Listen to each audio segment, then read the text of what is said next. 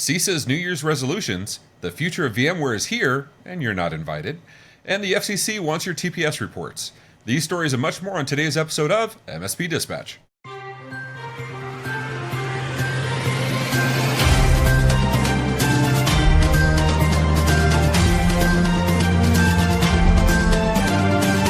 This episode is presented by OIT VoIP. Enhance your client's communication abilities with our VoIP solution, featuring integrated billing, on-demand training, and live US support. Collaborate seamlessly with Microsoft Teams integration and put your entire phone system in your pocket with Mobile X. Improve your offerings and increase profitability with reliable service for 1/10 of the average MSP acquisition cost. To learn more, visit oit.co or dial 844-CALL-OIT. Good morning and welcome to the February 16th episode of MSP Dispatch, your source for news, community events, and commentary in the MSP channel. I'm Ray Orsini, joined as always by my co-host, Mr. Tony Francisco. How you doing, Tony? I'm good, Tony. How are you doing? And if you want to know why you're saying that, go to the end after watching this and go to the bloopers. Yeah, people don't understand how much we actually have fun on this show. Oh, we're minus so the stuff stupid. It is. We're basically a frat house in the green room. It's exactly. But Tony, how you are had you your doing? birthday. You had Valentine's Day. I know you're always running and busy doing stuff, but how was your day, man? Today's the day. I'm still recovering from Mardi Gras. Got to be honest with you. I'm older. I actually, to be blunt, I'm so busy, as you mentioned, that being on this show, there's a lot of our people out there that tell me like, oh my gosh, I get a chance to listen like once a week. When I get twice a week, I feel like a little bit more up to date. I wish I had more time. I am in that ilk right there. And this is my forced to listen. I'm a little bit more engaged, but what you don't understand is while Ray is reading these stories, I'm like, oh, I'm so emotional. Like this is all coming out. So I'm listening to the podcast just like you in real time, but So I'm busy. Love the show. And I look forward to it twice a week. And I'm staying up to date. And I should bring up that I had a conversation with one of the people in our Discord, Travis Mayo, who said that he doesn't have the attention span to watch video, consume news in video format. And I said, absolutely, I completely get it. We have audio podcast versions of this. So there's an audio version of MSP Dispatch by itself. There's a video version of MSP Dispatch by itself in podcast form. And then there's an aggregated audio version and an aggregated video version for all MMN shows on a single feed. And we have it set that way so you can get exactly what you want. And that way, if you want to check out AI Roundup, 38 at 38, Partner First, Tech Bar, you can do it in one podcast subscription. What is the production company that puts all of this on? It's MSP Media Network, your source for news, community events, and commentary in the MSP channel. What an amazing selection. And then people don't understand the amount of production work that goes on the back end. And hold on, for all the audio listeners right now that have me in their ears right now, thank you. Thank you very much. We got to get into the news. Come on, we got some news to talk about. Let's get into the news.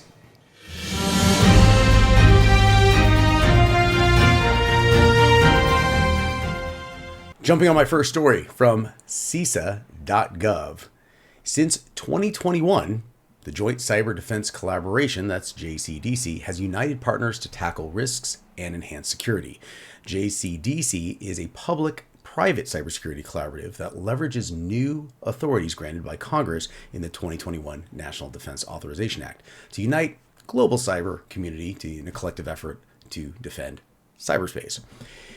Recently, JCDC announced its 2024 priorities, expanding its partnership to address the evolving cyber risks. These priorities focus on defending against advanced persistent threats, that's APTs, raising cybersecurity baselines, and anticipating emerging technology risks. Specific initiatives include countering APT activity, preparing for major cyber incidents, fortifying election security, mitigating ransomware impacts, and promoting secure technology designs. The threat landscape continues to evolve, and the collaborative work like this helps MSPs protect small businesses from real cyber risks we all face in 2024 and beyond. Ray, as we unpack this just a little bit, all I'm hearing is there's awareness now. And I cannot tell you how happy stuff like this makes me, because it is not just, hey, everyone should be aware of cybersecurity issues. Hey, there's a lot of bad stuff out there. We start getting to, hey, there are frameworks out there to better yourself. Now we're talking about a list of priorities. We have baseline focuses and initiatives, and they're handled not just from the town, city, state, but from the national level, and in a lot of cases now from multiple nations collaborating together to combat this. What are your thoughts? I love it. JCDC is, I mean, I do. JCDC has been doing a whole lot, working with MSPs, working with the MSP vendors. You know what I mean? They're doing a whole lot. And so I appreciate it because, like CISA being, it's not just about protecting everything, because at the end of the day, the MSPs manage so much of the globe's infrastructure. It is a significant amount. And whether it's MSP, IT, SPs, IT providers, VARs, whatever the hell you want to call yourselves, don't care. Yay, trunk slammers, doesn't matter. The point is that, I want to include everybody. But the point is, you have to get their input. It is not just talking to the Fortune 1000, Fortune 500, getting their input. You have to get the input from the practitioners. And there's more IT people in the SMB space than there are IT people in the enterprise space. Those are just numbers. So I appreciate the efforts by CISA and JCDC when they do this work with the MSP community. That means that's a big deal to me. That shows me they're not just Washington making a bunch of rules that nobody understands.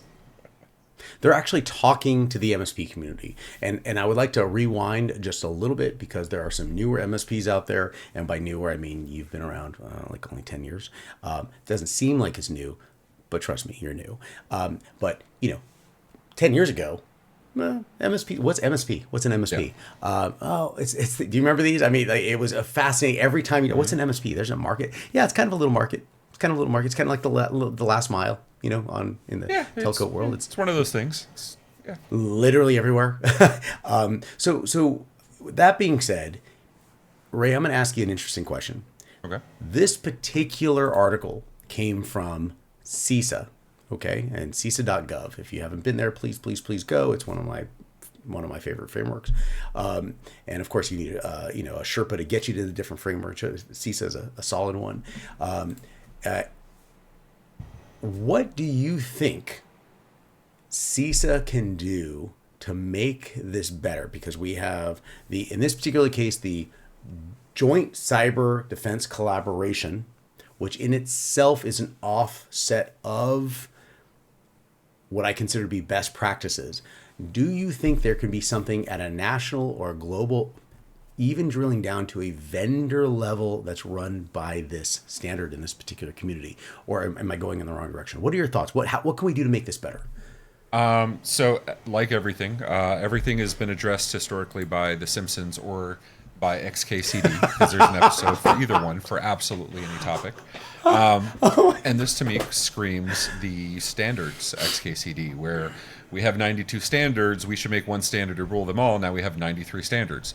And so while I would love a United Nations or some global level security practice, if anybody watched our MSP Community Live, I think it was a week and a half, 2 weeks ago, where we did a special edition on Wednesday, and it was with Kyle Spooner, Jason Slagle, and others. And we asked the question, what is the minimal basal requirements for security?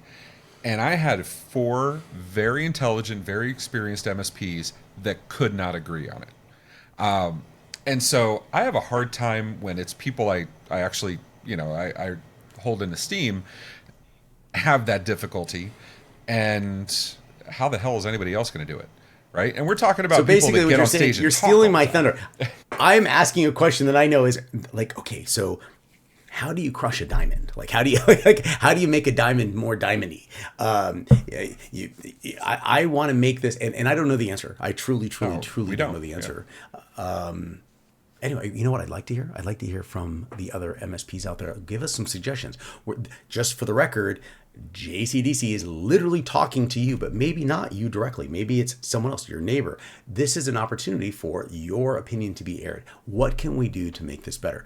But in the meantime, the one thing that is very, very, very certain is that you're going to be using VMware. That's the one thing I know.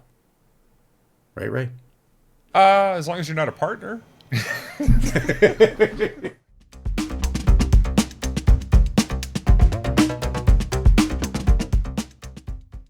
Yeah, unfortunately, you're absolutely right, Tony, or wrong. I don't know. It depends on how you take this story. So, in our next top story, Broadcom cuts VMware partner program by 10,000. This is written by S.A. Carlisle for Channel E2E. Broadcom's acquisition of VMware has led to significant changes in its partner program, reducing the number of partners from 28,000 to 18,000. The transition to the Broadcom Advantage Partner Program, effective February 5th, 2024, left many VMware partners needing clarification about their future involvement. Cindy Lloyd, Broadcom's VP of Global Partner and Commercial Sales, outlined the new program's features, emphasizing simplification and transparency. Notable changes include a net margin model disclosing discounts up front, streamlined pricing with 4 SKU bundles, enhanced partner profitability, and deal protection. Lloyd acknowledged the disruptive nature of the changes, but assured partners that successful aspects of the VMware program were retained. Despite initial concerns and uncertainty, Broadcom aims to support partners in delivering customer outcomes effectively through its revamped partner program. Tony, I'm not sure that we're making the program, we're keeping the tenants that made it great, and also 10,000 of you, bye-bye. And we've seen this. Dell did this, right, with Premier Partner. They said, no, go to distribution. We don't want you if you're below a certain volume. Microsoft has done this, right? They've made being a CSP mostly miserable. And they've upped the requirements for the tier ones, the people that Microsoft wants to work directly with. While all these companies are quote-unquote doubling down on their partner programs, it seems the partner programs means less partners. Tony, you have experience with this. What's your I take do. here? As soon as you said Microsoft, I'm like, ooh, you just had to, that nerve was right there. You just had to poke it in there, stick your finger, grind a little bit. So here, for those of you who are familiar with Oprah and Microsoft, you get a CSP license and you get a CSP license and everybody gets a CSP license. Right. You guys you're selling, you're doing good. Now give me back your CSP licenses. First off, I'm going to bill you a minimum $15,000 a year. If you don't have, just to have it for the support. I know you have a support mechanism. I know you haven't submitted a ticket in 2 to 3 years at all, but I'm still going to bill you $15,000 for it. If you don't have a minimum of $300,000, oops, sorry, that's $500,000 now. Sorry, a moment changed. If you don't have a minimum of $500,000 in recurring revenue, and a 24/7 support mechanism, and a billing processes mechanism that can process, immediate billing that's detailed and aggregated based on the ag reports that Microsoft sends you, which no one understands, by the way, then we're going to take your CSP license away from you. Those are everything I just said. Every CSP out there right now, if you see somebody trembling in a fetal position, having a seizure, probably crying under a desk, those are or were CSPs. So we've done this. So the question is, why did that happen? And it may be a strategic decision. So process a theoretical, my theory in this is a theoretical vision that I had when I saw Microsoft doing it. If you're saying everyone can become a partner and there's certain advantages, become partner. Of course you're going to go out and sell. Of course. And then you're slowly but surely going to lower the limbo bar or raise the the minimum bar. And as that minimum bar gets higher and higher, you now have a choice. You can partner with a bigger fish, or you can get out. Now we both know passing your customers to the bigger fish continues that revenue stream that you had before. But if you back up just a hair and look at what's going on upstream, guess what? They just got free business and they're consolidating slowly but surely the points of contact that the vendor themselves have to communicate with. So thereby reducing, of course, operational costs on their end. So I think that strategy plays out, but it doesn't always mean that that's the right one? I'm babbling about this because, again, you poke the nerve and you made me twitch. Ray, Maybe talk on to me. purpose. Sorry for babbling on. No, it's that's exactly why I poked the Microsoft bear with you, because I know exactly how you feel on this subject. Here's my thing. All those things sound extremely favorable to the vendor, to the supplier.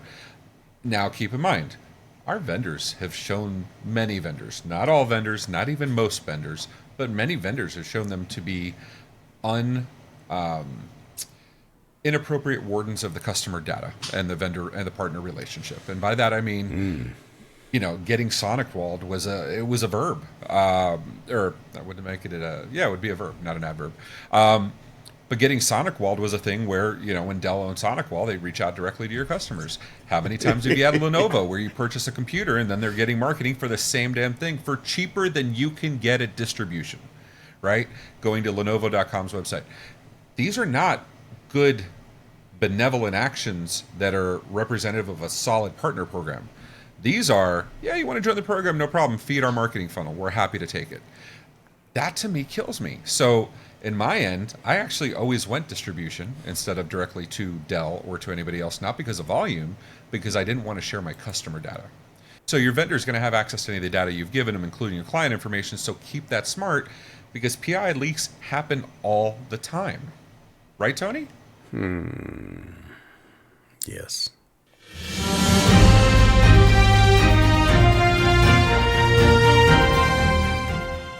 In my next main story from darkreading.com, FCC requires telecom and VoIP providers to report PII breaches. Ray, hear me out on this one. This one's going to hit home. Starting next month, telecom and VoIP providers must notify customers of data breaches involving personally identifiable information, that's PII, under new FCC rules, the first update in 16 years, reflecting increased data breach impact in the telecom industry. Carriers and service providers must also report breaches to the FCC, FBI, and Secret Service within 7 days of discovery. The FCC's definition of PII includes names, contact details, dates of birth, social security numbers, and biometrics. Previously, only breaches involving customer proprietary network information, that's CPNI, triggered notifications. Providers may be exempt from notifying customers if they determine no harm is likely, but the FCC has broadened the breach definition to include accidental access or disclosure of customer information. Ray, so now, before, when you put your finger right in that Microsoft nerve and made me twitch and I couldn't stop talking, allow me to retort.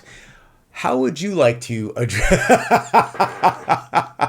how would you like to handle this with your VoIP background? You know telco backwards and forwards. You actually, I talk about how technical you are and talk about like literally the routers at the edge that control everything. Ray gets in there and just kind of like messes around. It's like it's pedestrian level for him. How do you want to address this? Because this is good in some aspects, but do you think it's going to uncover a lot that, frankly, you and I have been talking about for a long time?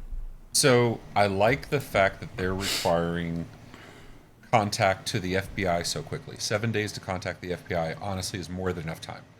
Within 24 hours, an incident's occurred, you've contacted your insurance company, hopefully per your IR policy, you've engaged with an IR vendor that's either recommended by your insurance company or somebody you had a pre-established relationship with, or ask us. We know a million people. And then part of the insurance stuff is you're going to reach out to the FBI. A lot of people miss that last part. Okay, these internet issues are federal. Okay, so the FBI gets involved. Cybersecurity is federal. The FBI gets involved. Something that should note though, actually, you know how Tony, you bring up stuff and then I always just pull it out. This is an annual report. Yeah. Funny enough, I was signing this today, not even knowing about the story. This is an annual report we have to file every year, and it is the annual 47 CFR subchapter 64.2009E CPNI certification. And I'm going to give you some highlights from this because this is something every VoIP and telecom vendor has to do every single year. And it already covers CPNI. This is the 2024 one. So some of the highlights from this are, and these are attestations I have to make as the owner of the company. The company has not taken any actions in the form of proceedings instituted or petitions filed by a company at either state commissions, the court system, or the commission against data brokers in the past year. Why would I file litigations or complaint against a data broker? Because my data is being used inappropriately, right? Or there was a breach. Very intelligent design to this. And I don't say that often about federal agencies. The company understands that it must report on any information that it is respect to processes pretexters are using to attempt to access CPNI and what steps the company is taking to protect CPNI. Protecting CPNI, and then vis-a-vis the PII, now with the new extensions, are not optional for your VoIP provider or your telecom provider. And you guys know I'm always looking out for you. I don't care if you're an IT VoIP customer. I don't care if you're anybody else's customer. I'm a big fan of vendor diligence, vendor due diligence, like we were just talking about in the last story. This is required. Ask your VoIP vendor for a copy. And for the record, because I stand by what I say, we're publishing this on our website. But this has elements. 0 instances of improper access by employees. 0 complaints of improper disclosure to individuals not authorized to receive the information. 0 complaints of instances of improper access to online information by individuals not authorized to view the information. This is not saying that an incident occurred. This is saying, have there been any complaints about these items? They need to be reported. So the document's very thorough, and I think it does a lot better job of vendor due diligence than probably most MSPs do already. I think it's fantastic. Normally I'm not a fan of government overreach. This to me seems right on the money. But that's our time, Tony. Thank you for poking my bear. Of course, now I'm on fire. My blood's boiling. Thank you for that. Because you hit me with FCC, you hit me with TPS report, CPNI, and you hit me with telco, and you hit me with vendor due diligence. I mean, you know what, Tony? Boom. I'm done with this. Let's get to the notables, man.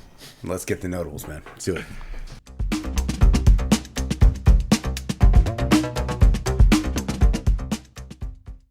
In my first notable mention, Microsoft February 2024 Patch Tuesday fixes 2 0 days, 73 flaws, and a partridge in a pear tree. And a story by Lawrence Abrams for Bleeping Computer. Microsoft's 2024 Patch Tuesday addresses 73 flaws and 2 0-day vulnerabilities. 5 critical vulnerabilities, including denial of service, remote code execution, information disclosure, and elevation of privilege flaws, have been addressed. Notably, the update also addresses actively exploited 0-day vulnerabilities, including flaws that bypass Windows Smart Screen and Internet Shortcut file security features. We did cover the Internet Shortcut file security issue on a previous episode of MSP Dispatch. These vulnerabilities could allow attackers to bypass security checks and execute malicious code. In my next notable mention, OpenAI gives ChatGPT a memory. Written by Kyle Wiggers for TechCrunch. OpenAI introduces memory controls for ChatGPT, enabling users to prompt AI to remember or forget specific information. Initially available to select users, these controls will gradually expand to broader users. Users can instruct ChatGPT to recall details relevant to ongoing conversations, enhancing its responsiveness over time. In addition, users can also manage ChatGPT's memory settings, including viewing and deleting memories with options for disabling memory altogether. To address privacy concerns, OpenAI offers a temporary chat feature, ensuring privacy during specific interactions. Memories are not shared between ChatGPT and other GPTs, protecting user confidentiality. In my first notable mention, Fortinet and Ivanti keep customers busy with yet more critical bugs. Story from darkreading.com. Fortinet and Ivanti VPN customers face ongoing challenges with critical bugs, as both vendors recently disclosed flaws requiring immediate action. Fortinet revealed exploited vulnerability CVE 2024-21762 in its FortiOS SSL VPN and 3 other flaws. Ivanti, on the other hand, disclosed a critical bug CVE 2024-22024 in its Connect Secure and Pulse Secure technologies, requiring immediate patching. Despite initial denials, Ivanti has acknowledged external discovery of the bug, and these disclosures coincide with ongoing exploitation attempts on other vulnerabilities, and customers should promptly apply patches to mitigate these risks. In my next notable mention, from bleepingcomputer.com, ongoing Microsoft Azure account hijacking campaign targets executives. A phishing campaign detected in late November 2023 compromised hundreds of user accounts in Microsoft Azure environments, including those of senior executives. Proofpoint's cloud security response team issued an alert detailing the threat actors' methods and suggesting defense measures. According to Proofpoint's cloud security response team, hackers target executive accounts to access confidential information, approve fraudulent transactions, and use critical systems to further attacks. The attacks used documents with links disguised as view document buttons, leading to phishing pages.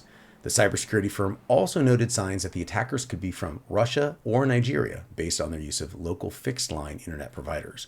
In addition, Proofpoint suggested that organizations can detect incidents early and minimize attackers' opportunities by monitoring user agent strings, resetting passwords, and swiftly detecting account takeover events.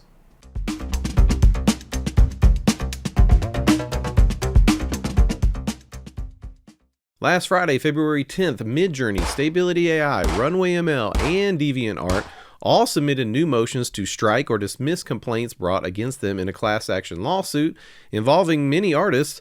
Some notables include Sarah Anderson, aka Sarah Scribbles, and Gregor Rakowski, or you may have seen his name in almost any AI prompt, Greg Rakowski. We've been waiting for some time to see how judges would rule on the fair use aspect of AI, as many legal arguments, as well as the people in the comments of my videos, claim that what LLMs and diffusion engines do is transformative of the works they reference.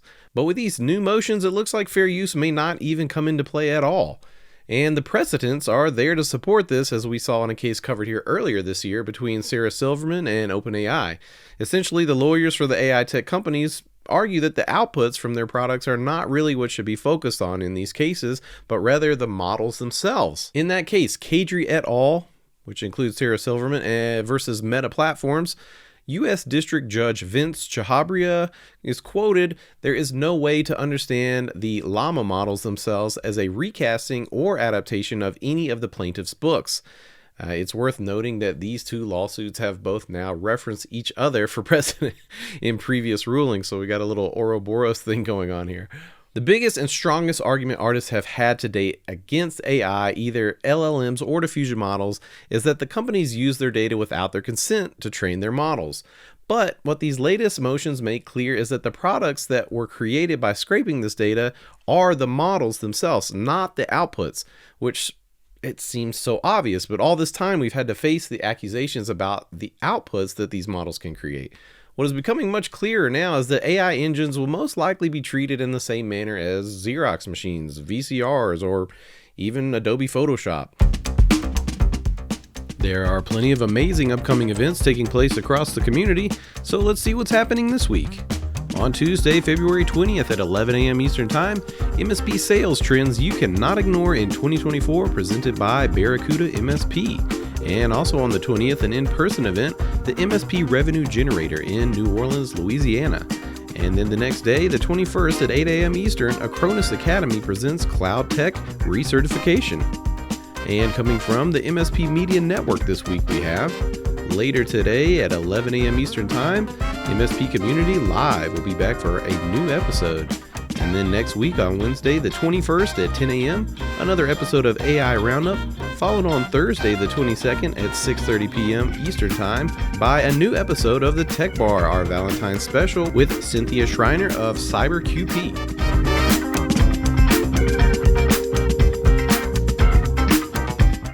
Coming March 4th at 1 p.m. Eastern Time, a special channel program webinar all about finding new revenue opportunities via automation and process, featuring Greg Sharp, CEO and founder of Zen Contract, Frank Gurney, Channel Director of Security Studio, and Tara Rummer, Director of Community and Events at EmiBot, with special guest moderator Ray Orsini, CEO of OIT VoIP and founder of the MSP Media Network. Follow the link in the show notes to save your seat and learn proven strategies to increase your monthly recurring revenue. So how'd you like today's show? If you liked it, both times, please hit that thumbs up button. And if you didn't, go ahead and hit it 3, 5, 7 times. You know the deal. And if you want to hear more, go ahead and hit that subscribe button on the YouTubes or your favorite podcatcher. Did you know we also have a Discord where we post stories all week? You can even send us your own stories and even vote on which ones we'll cover. As my friend Rich Banky says, make sure to tell a friend about your CPNI leak. Also, be sure to follow us on social media at MSP Media TV.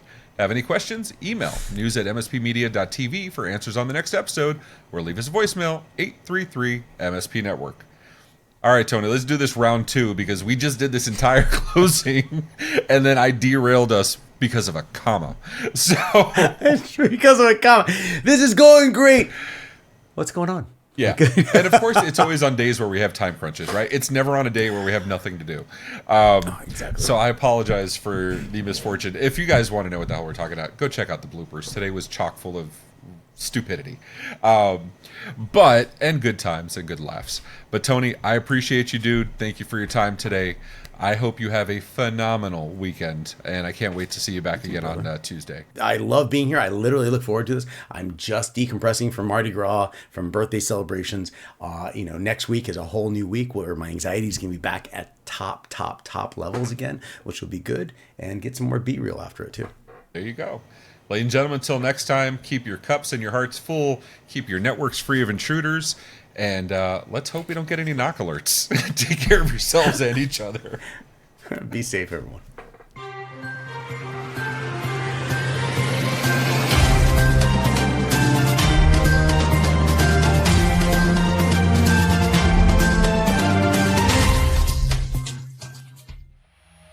This has been a broadcast of the MSP Media Network.